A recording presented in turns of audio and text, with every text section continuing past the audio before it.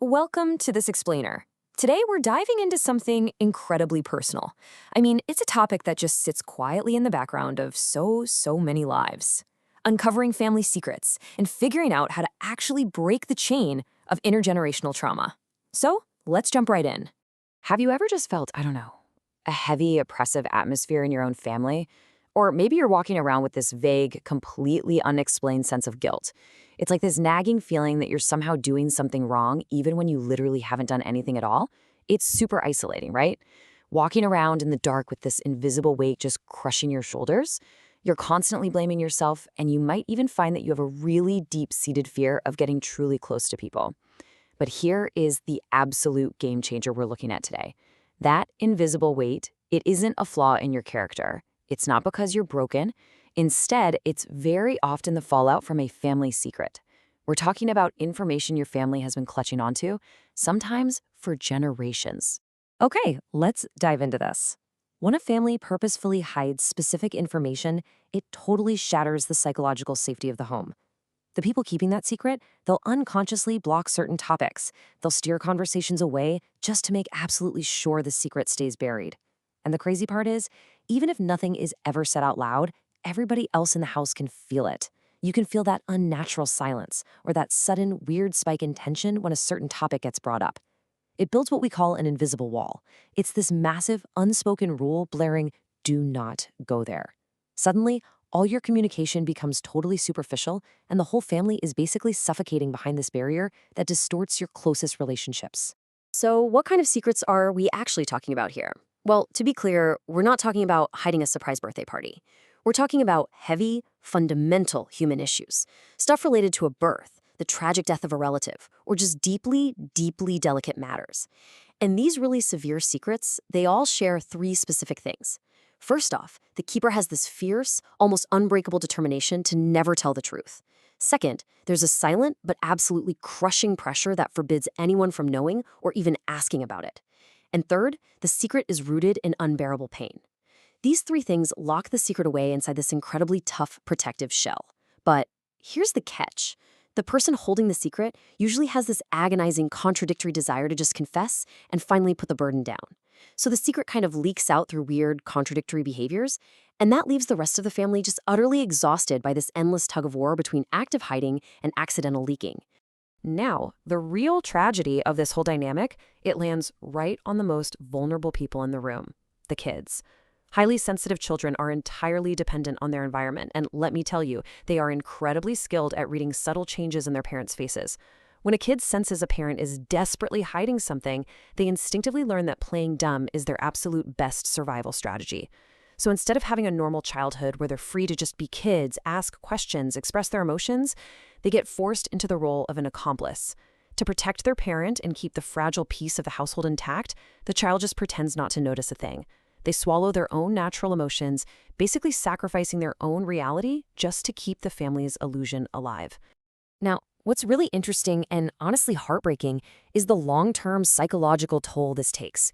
When a child is forced to constantly prioritize the vibe of the room over their own feelings, their self-dignity gets slowly chipped away.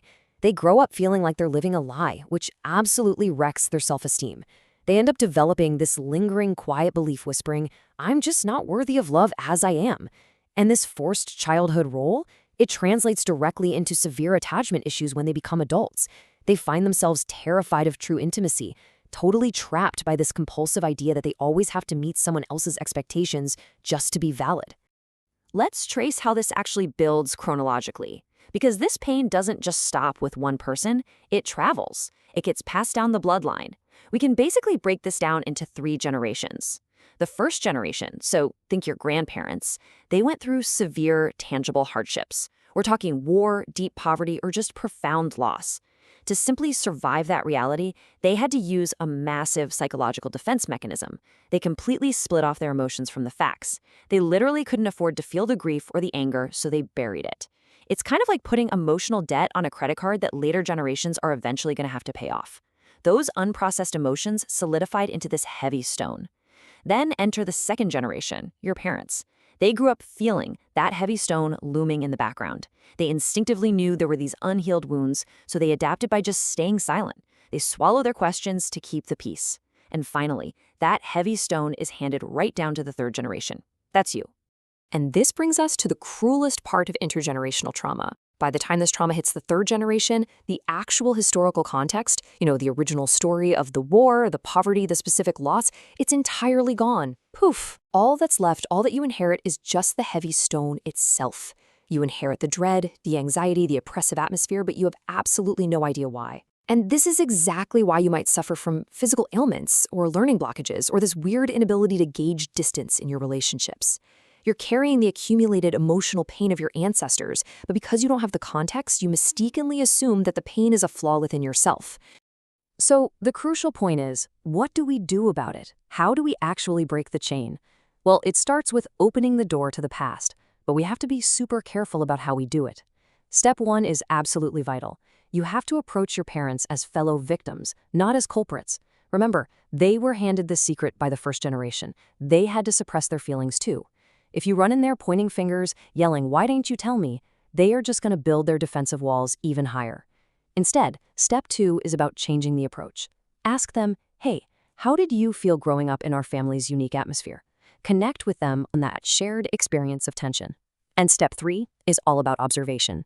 Start looking out for those unnatural taboos, those weird family rules, or stories your parents repeat with an unnaturally high amount of emotion.